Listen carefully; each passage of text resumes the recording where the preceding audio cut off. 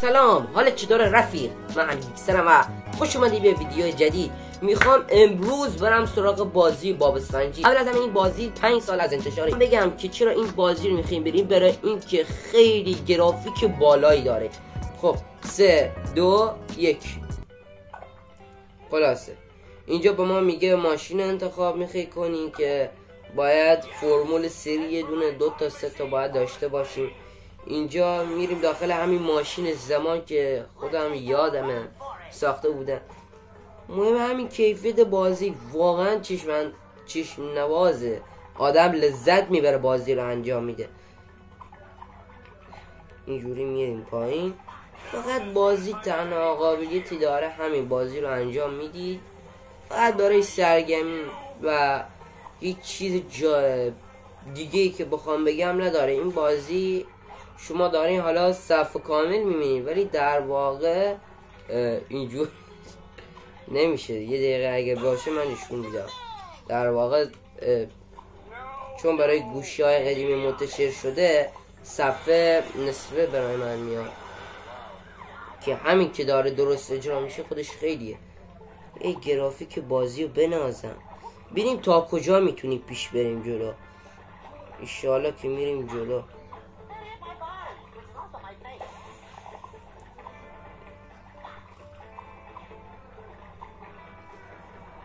فقط گرافیک بازی مهمه. یعنی فکر کن مثلا یه بازی امروزه با همچین گرافیکی بسازم بگم وای سال 2023 بهترین بازی که ساخته شد با گرافیک چشم نواز. بعد این بازی مال اون موقع است کسی ازش تعریف نکرد. نه خلاصه میریم بیرون ببینیم شخصیت لباسا چیه، چه لباسایی داره. اینم اینطوره بازی که میخوایم بریم بیرون. اسفنج و باب. اینجا بخش لباساست. خود باب اسفنجی که شنل قرمز به سرش بستش، یه بنده. باب اسفنجی موقعی که عینک میپوشه قسمتش مال موقعی که فکر کنم با سندی آشنا میشه یا داره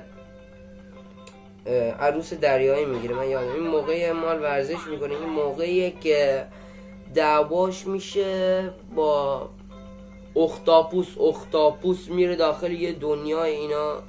یعنی زمان قدیمه. اینا من یادمه میخواست با اختاپوس رقابت کنه که میگفت من 26مین باره که در ما دارم انتخاب میشم.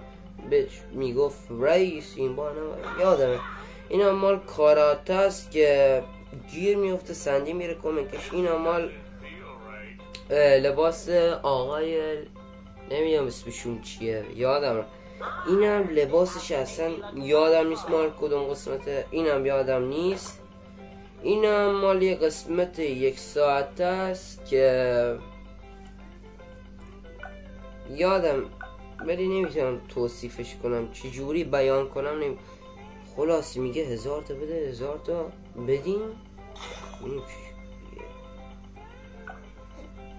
اینجا با ما میگه پول بده که برو بابا. خب اینجا شروع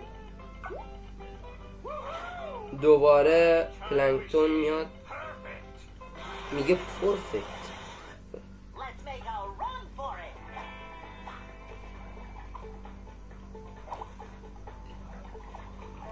این قدرت ما میگیریم میتونیم مثل هوا زغ نبود توی هوا شناور بشه.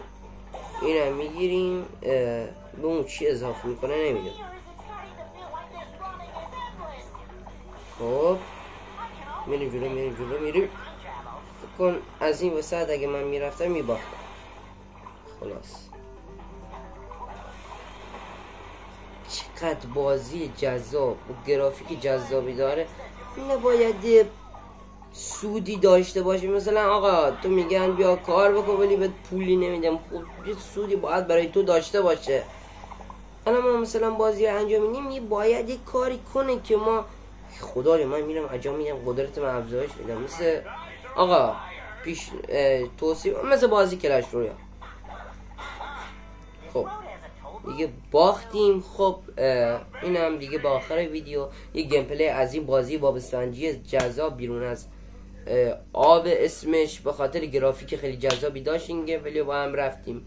وگرنه اینکه بازی اینکه داستانی داشته باشه اینا نداره، فقط از یه کارتونی ساخته شده که گفتم. و امیدوارم از ویدیو خوشتون اومده باشه. یه هول بدیم بشیم 10 تا سابسکرایب تا ویدیو بعد میمونم تو. خیلی هم دوستتون دارم.